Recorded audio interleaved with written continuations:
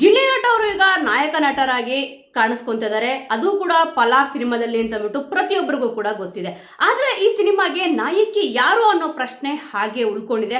ಆದ್ರೆ ಈ ಒಂದು ಸಿನಿಮಾಗೆ ಅಂದ್ರೆ ಪಲಾ ಸಿನಿಮಾಗೆ ಗಿಲ್ಲಿ ನಟ ಅವ್ರಿಗೆ ನಾಯಕಿಯಾಗಿ ನಟಿಸ್ತಿರೋದು ಕಾವ್ಯ ಅವರ ಅನ್ನೋ ಪ್ರಶ್ನೆ ಇತ್ತು ಎಲ್ಲರ ಹತ್ರನೂ ಕೂಡ.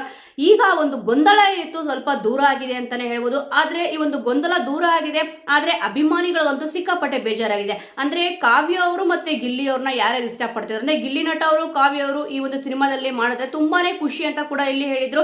ಕಾವ್ಯ ಅವರು ಕೂಡ ಆಲ್ರೆಡಿ ಹೀರೋಯಿನ್ ಆಗಿ ಇಲ್ಲಿ ಮಾಡಿದ್ದಾರೆ ಬೇರೆ ಸಿನಿಮಾದಲ್ಲಿ.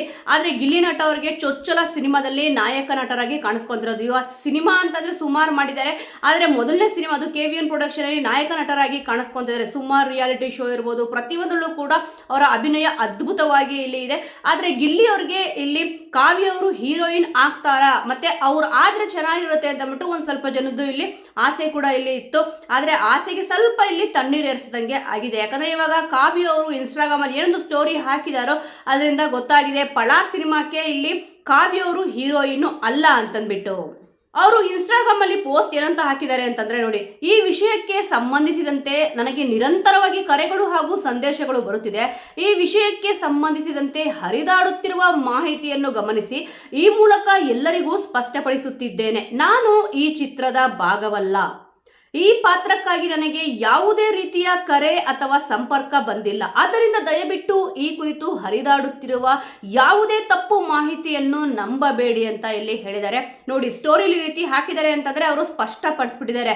ಈಗ ಒಂದು ಚಿತ್ರತಂಡದಿಂದ ಕಾವ್ಯ ಅವ್ರಿಗೆ ಯಾವುದೇ ಒಂದು ಕರೆ ಹೋಗಿಲ್ಲ ಅಂತ ಅಂದ್ಬಿಟ್ಟು ಪ್ರತಿಯೊಬ್ಬರಿಗೂ ಕೂಡ ಅನ್ಸಿದ್ ಏನಪ್ಪಾ ಅಂತಂದ್ರೆ ಬೇಕಂತಾನೆ ಇಲ್ಲಿ ಸಸ್ಪೆನ್ಸ್ ಇಟ್ಟಿದ್ದಾರೆ. ಗಿಲ್ಲಿ ಅವ್ರಿಗೆ ಇಲ್ಲಿ ಕಾವ್ಯ ಅವರೇ ಹೀರೋಯಿನ್ ಅಂತ ಅಂದ್ಬಿಟ್ಟು ಇವಾಗ ಸುಮಾರು ಫ್ಯಾನ್ ಪೇಜಸ್ ಗಳು ನೀವು ಇಲ್ಲಿ ನೋಡಿದೀರಾ. ಅಂದ್ರೆ ಅದು ಕಾವ್ಯ ಅವ್ರದೇ ಒಂದು ಪೇಜ್ ಅಂತ ಅನ್ಕೊಂಡಿದ್ರು ಇನ್ಸ್ಟಾಗ್ರಾಮ್ದು, ಬಟ್ ಬೇರೆ ಪೇಜ್ ಅಲ್ಲಿ ಗಿಲ್ಲಿಗೆ ನಾನೇ ಹೀರೋಯಿನ್ ಅಂತ ಅಂದ್ಬಿಟ್ಟು ಒಂದು ಪೋಸ್ಟ್ ಕೂಡ ಅಂದ್ರೆ ಅಭಿಮಾನಿಗಳು ಇರ್ತಾರಲ್ವಾ. ಇವಾಗ ಅಂತೂ ಎಲ್ರಿಗೂ ಕೂಡ ಗೊತ್ತಿದೆ, ಆರ್ಟಿಫಿಷಿಯಲ್ ಇಂಟೆಲಿಜೆನ್ಸ್ ಅದ್ರಲ್ಲಿ ಏನ್ ಬೇಕಾದ್ರೂ ನಾವು ಇವಾಗ ಒಂದು ಪೋಸ್ಟ್ ಕ್ರಿಯೇಟ್ ಮಾಡೋದು, ಒಂದು ತಮ್ಲೈನ್ ಏನ್ ಬೇಕಾದ್ರೂ ಕ್ರಿಯೇಟ್ ಮಾಡಬಹುದು. ಆ ರೀತಿಯಾಗಿ ಪೋಸ್ಟ್ ನ ಇಲ್ಲಿ ಹಾಕಿದ್ರು. ಈ ಒಂದು ಮಾಹಿತಿ ಏನ್ ಎಲ್ಲಾ ಕಡೆ ಓಡಾಡ್ತಿದೆ ಇದು ತಪ್ಪು ಮಾಹಿತಿ ಅಂತ ಇಲ್ಲಿ ಕಾವ್ಯ ಅವರು ಹೇಳಿದ್ದಾರೆ. ಜೊತೆಗೆ ಇನ್ನೊಂದೇನಪ್ಪಾ ಅಂತಂದ್ರೆ ಸಾರ್ವಜನಿಕ ವ್ಯಕ್ತಿಯಾಗಿ ನನ್ನ ಬಗ್ಗೆ ಹರಿದಾಡುತ್ತಿರುವ ಈ ಗೊಂದಲಕ್ಕೆ ಸ್ಪಷ್ಟನೆ ನೀಡುವುದು ನನ್ನ ಜವಾಬ್ದಾರಿ ಎಂದು ಭಾವಿಸಿ ಈ ಸ್ಪಷ್ಟೀಕರಣವನ್ನು ನೀಡುತ್ತಿದ್ದೇನೆ.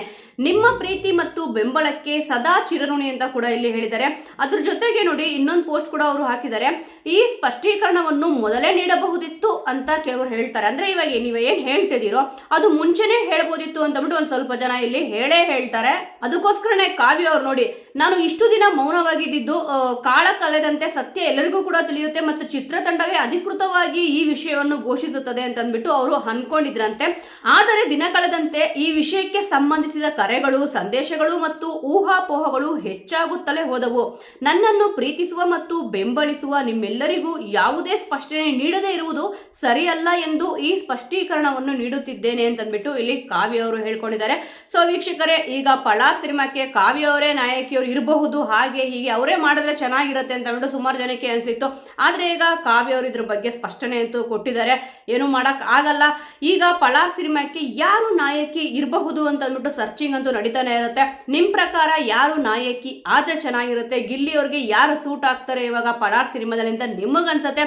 ಖಂಡಿತವಾಗ್ಲೂ ಅದನ್ನ ಮಿಸ್ ಮಾಡದೆ ಕಮೆಂಟ್ ಅಲ್ಲಿ ತಿಳಿಸಿ.